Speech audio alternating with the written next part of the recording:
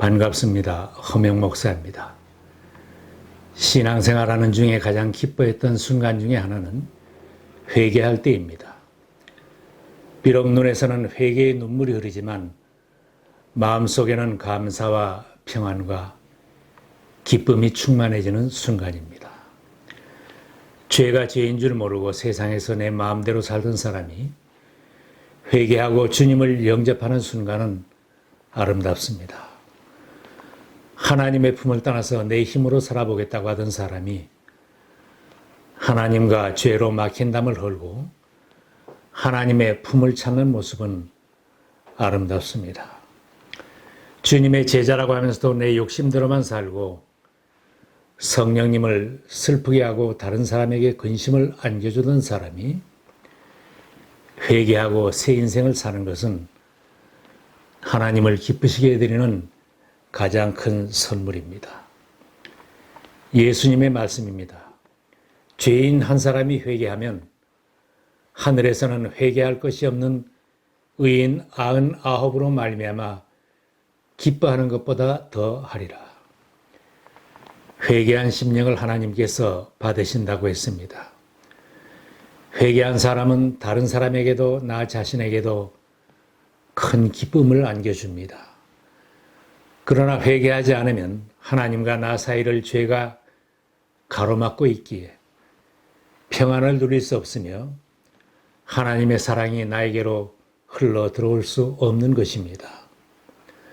하나님의 사랑이 나에게로 흘러 들어오지 못하면 나를 통하여 다른 사람에게 사랑을 흘려 보낼 수도 없습니다. 누구든지 죄의 문제를 해결하기 전에는 우리의 삶에 참 기쁨과 행복을 누릴 수 없습니다. 성경은 모든 사람이 다 죄인이라고 말씀합니다. 사람들은 잘했다고 칭찬하고 잘나고 훌륭하다고 말해주면 좋아하겠지만 죄인이라는 말을 꺼내면 듣기 싫어합니다. 그러나 죄의 문제와 죄 사함의 문제는 모든 사람들에게 가장 중요하고 큰 과제입니다. 사도 바울은 의인은 없다, 한 사람도 없다. 깨닫는 사람도 없고 하나님을 찾는 사람도 없다고 말씀하고 있습니다. 예수님께서 처음 복음을 선포하실 때에도 회개하라고 하셨습니다. 때가 찼고 하나님 나라가 가까이 왔으니 회개하고 복음을 믿으라. 예수님께서 중풍병자를 고치실 때에도 환자의 병 자체보다도 죄의 문제에 더 관심을 두고 사죄의 말씀을 해 주셨습니다.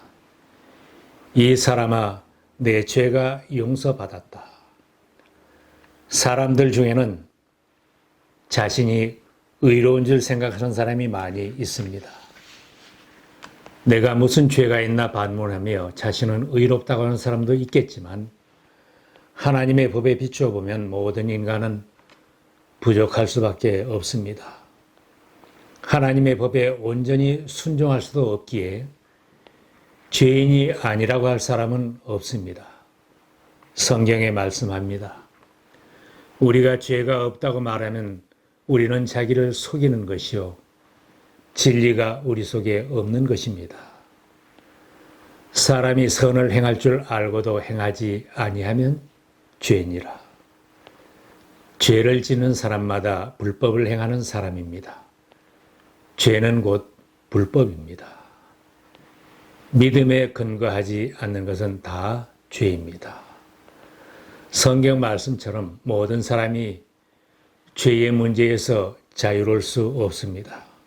성경은 죄의 삭은 사망이라고 단정하지만 죄를 대수롭지 않게 여기는 사람들이 있습니다. 죄는 심리적인 현상이니 잊어버리면 된다고 생각합니다. 자기 합리화를 하거나 죄의식만 벗어나면 자유한 줄 생각합니다. 생각에서 지워버리고 잊으려고 해도 죄 사함이 없이는 그 죄를 잊을 수 없기에 괴로워하며 살 것입니다. 아담과 하와가 하나님 앞에 범죄하고 하나님의 낯을 피하여 동산 나무 사이에 숨은 것처럼 죄의식을 피하여 숨으려고 해도 숨을 수는 없습니다. 아담을 부르시며 찾아내신 하나님은 반드시 죄인을 찾아내십니다. 율법을 지키거나 고행이나 자선 사업으로도 죄의 문제는 명쾌하게 해결될 수 없습니다. 하나님의 사랑은 죄로 단절된 사람들에게 살 길을 열어 주셨습니다. 하나님의 사랑은 우리들이 하나님과 교제하며 그의 사랑을 받으며 살기를 원하시는데 죄가 하나님과 관계의 단절을 가져왔습니다. 이사야 선지는 죄가 하나님과 우리 사이를 갈라놓았다고 했습니다. 오직 너희 죄악이 너희와 하나님의 사이를 갈라놓았고 너희 죄 때문에 주님께서 너희에게서 얼굴을 돌리셔서 너희의 말을 듣지 않으실 뿐이다. 하나님과 관계가 단절되면 더욱 부패하여 인간과의 관계도 단절이 되고 멸망의 길로 달려가게 됩니다.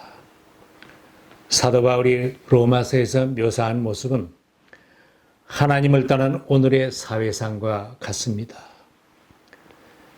연속극이나 영화 내용처럼 사는 것입니다. 사람들은 하나님의 진리를 거짓으로 바꾸고 창조주 대신에 피조물을 숭배하고 섬겼습니다. 사람들은 온갖 불의와 악행과 탐욕과 악의로 가득 차 있으며 시기와 살의와 분쟁과 사기와 적의로 가득 차 있으며 그들은 이와 같은 일을 하는 자들은 죽어야 마땅하다는 하나님의 공정한 법도를 알면서도 자기들만 이런 일을 하는 것이 아니라 이런 일을 저지르는 사람을 두둔하기까지 합니다. 그럼에도 불구하고 여호와 하나님은 죄를 드러내지 못하고 사는 인생들을 사랑하시어 초청하고 계십니다. 오라 우리가 서로 변론하자. 너희의 죄가 주홍 같을지라도 눈과 같이 희어질 것이요 진홍같이 붉을지라도 양털같이 희게 되리라. 아무리 초청해도 죽을 길로만 달려가는 어리석은 양 같은 인생들의 천벌을 예수님에게 대신 지우시려고 구세주로 보내주셨습니다. 예수님이 오시기 700년 전에 이사야를 통하여 예언하였습니다. 우리는 다 양 같아서 그릇 행하여 각기 제 길로 갔거늘 여호와께서는 우리 모두의 죄악을 그에게 담당시키셨도다. 예언의 성취로 세상에 오셔서 십자가를 지고 세상 모든 사람의 죄를 담당하고 죽임을 당하신 예수님의 피가 세상 만민의 죄를 사하게 해 주셨습니다. 하나님의 아들 예수의 피가 우리를 모든 죄에서 깨끗하게 해 주십니다. 예수님이 우리 대신 십자가를 지시고 골고다 길을 가셨고 십자가에서 절기하면서 운명하신 죽음은 만백성의 죄를 사하시고 살리려는 하나님의 사랑과 은총입니다. 하나님은 사죄하시고 구원하시는 은혜를 베풀어 주셨습니다. 죄 사함을 받는 것이 큰 일을 해야만 하는 것이 아니라 오직 하나님 앞에 죄를 자백하고 회개하면 용서함을 받는 것입니다. 우리가 우리 죄를 자백하면 하나님은 신실하시고 의로우신 분이셔서 우리 죄를 용서하시고 모든 불의에서 우리를 깨끗하게 해 주실 것입니다. 하나님께서 너는 죄인이다.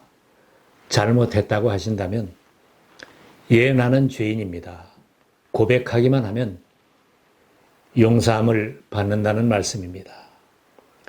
자비로우신 하나님은 자백하고 용서한 죄는 다시 기억하지도 않는다고 하셨습니다. 내가 그들의 불의함을 긍휼히 여기겠고 더 이상 그들의 죄를 기억하지 않겠다. 사람들은 자백하기만 하면 용서함을 받는 것을 의심하기도 합니다. 너무나 큰 죄라서 자신도 잊을 수 없다고 하는 죄를 쉽게 용서하시는 것을 믿기 어려워합니다.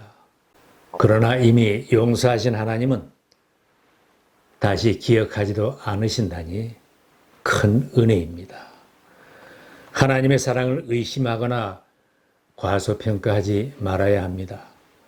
사도 바울은 죄 사함을 받고 구원받은 것은 하나님의 선물이라고 했습니다.